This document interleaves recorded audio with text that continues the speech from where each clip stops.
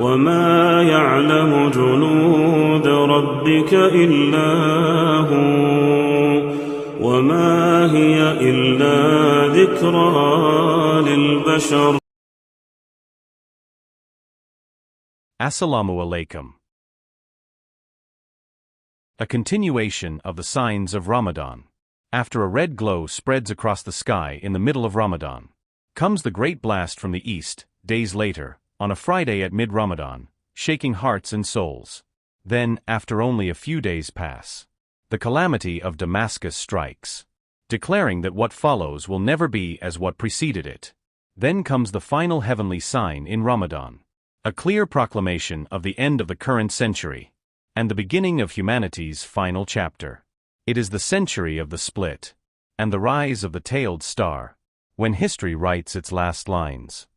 In this episode, we present additional information about Comet 3I/Atlas, starting with the timing of its most recent appearance, and moving on to the date of its approach to the planet Jupiter, as well as the significance and implications of this close approach. We also examine references to the comet in Christian tradition, and what its appearance is believed to symbolize, according to what has been increasingly discussed and circulated in recent times. When Jews return to Zion, and a comet rips the sky, and Holy Roman's empire rises, then you and I die. From the eternal sea he rises, creating armies on the shore, turning man against his brothers, till none exists no more. In recent years, Christians have been reciting what they call evangelical poems, which they interpret as signs of the Day of Judgment, indications of the emergence of the Antichrist, and the beginning of the major signs of the end times. Among the most prominent signs they point to are the return of the Jews to the land of Palestine after a long absence, the dominance of Roman civilization over other civilizations, and the appearance of a distinctive comet passing through the sky, tearing apart, or as if tearing, the heavens themselves. After that, they claim, armies are assembled, wars erupt, and killing becomes widespread. However, it is worth noting that in their own scriptures, the Antichrist does not wage wars nor prepare military armies. Rather, his trial lies in his extraordinary powers and his call for people to worship him alone, not in warfare. As for wars such as Armageddon and other end-time battles, these are, in reality, wars against Muslims. What this poem alludes to is precisely those conflicts.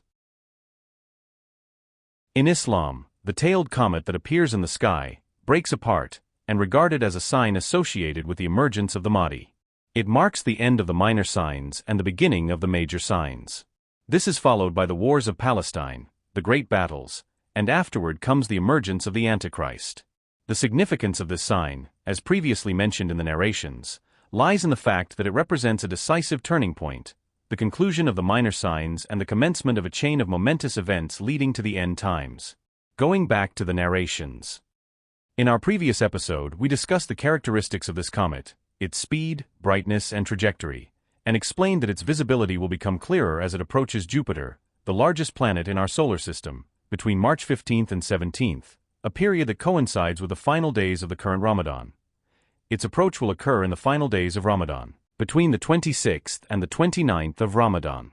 If the first shock, the Hadiths, takes place on March 6th, then what follows it, the secondary weakening, the Wahiyya, will precede the tearing apart of the comet in the last days of Ramadan, marking the conclusion of its signs during this month. Going back to the narrations to seek characteristics of the comet's last appearance. A star will rise from the east, and it will shine for the people of the earth like the moon shines on the night of the full moon. And a star will rise from the east, shining as the moon shines on the night of the full moon, then it will stumble. And a star will be cast, shining like the moon, then it will twist and coil like a serpent, until its head and tail almost meet. And it will rise after the eclipse of the sun and the moon. According to the narrations, the star suddenly shines, and this may cause it to split into two parts, which rotate around each other in a way that their heads almost meet. The comet's approach to Jupiter, due to the planet's immense gravitational force, has a significant effect on any celestial body that comes near it. This gravitational influence may cause a deviation in the object's path or exert intense pressure on it, often leading to the fragmentation of the comet or a change in its trajectory. Such phenomena are well documented, with examples recorded in both ancient and modern astronomical history. Among the possible outcomes of Jupiter's gravitational influence are an explosion and fragmentation of the Comet 1 into many small pieces, transforming it into a meteor shower, with some fragments potentially colliding with Jupiter. 2. A split into two main parts due to thermal stress and internal gas pressure, a scenario that can result in severe consequences if a planetary impact occurs. A notable example is Comet Shoemaker, Levy 9, discovered in 1993. A close encounter in July 1992 fragmented it into pieces, which then fell into Jupiter's atmosphere over 6 days in July 1994. This event marked the first time astronomers observed a collision between two objects in the solar system. Other splitting comets include 3D/Biela, which broke apart into two in 1846.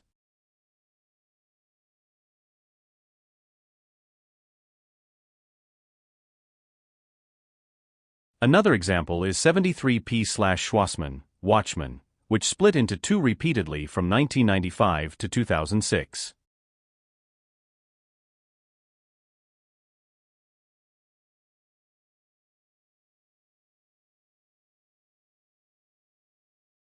Even in ancient times, the Greek historian Ephorus recorded that a comet split as far back as the winter of 372 to 373 BCE. With Comet 3I/Atlas, which possesses an enormous velocity, massive outgassing, and an unusually intense glow caused by large quantities of released gases, along with what appears to be three jet-like thrusts, its rotation around its own axis becomes unprecedented and highly irregular. Accordingly, any fragmentation, external pressure, or internal disturbance could lead to a significant flare and the release of a vast amount of energy upon splitting. Given its continuous self-rotation, if the comet were to split into two halves, the rotational motion would likely persist, with the two parts twisting around one another. Just as described in the narrations, it coils like a serpent, and its two heads nearly meet. Moreover, the potential energy released during fragmentation increases the likelihood of an even brighter illumination than its already visible glow, matching what the narrations describe as a star that shines like the moon on the night of the full moon. Thus, the arguments in the discussion of this star have reached their peak. Only a few days separate us from the beginning of the signs, and each sign follows the next by a narrow gap, too brief to comprehend what has passed. How then will you face what is coming? You will have no time to verify, no source to guide you. How will you rise, with your heart trembling, and your eyes fixed on the void, if those around you, and your reality, do not align with what is expected of you?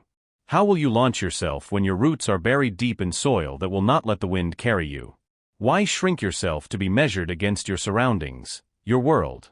If you believe you have a great role in what is coming, rise to the magnitude of your role, and make it resonate through all time, leaving a mark, and all trials, all signs, tremble before your strength.